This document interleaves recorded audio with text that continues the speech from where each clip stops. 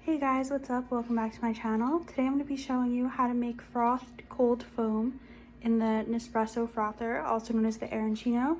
This is the third edition, which is the newest edition of the frother, but I believe they all work the same way. Today I'm going to be using oat milk. It's important to note that oat milk doesn't froth as well as some other milks. Your best bet if you want a really good froth is to use a 2% milk because the protein in it makes it froth better, but this is just what I have on hand today. So you're going to start off by filling up to the max. Line for the cold froth is the bottom one, and the top one is for hot. Once you have your milk to the line, you put it on its base, and you're going to need to cap it. Put the cap on right there.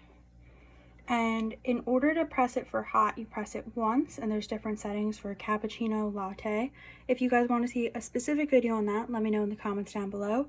But for cold, you're going to hold it for 3 seconds. 1, 2, 3. You'll know that it worked when a blue light comes on, and you'll see it start to go.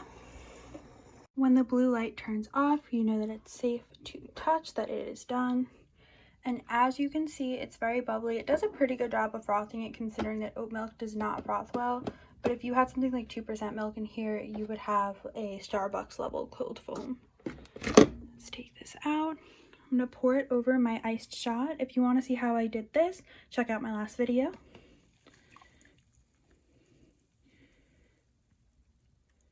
Fill her up. And look at that. I love the gradient when it's mixing.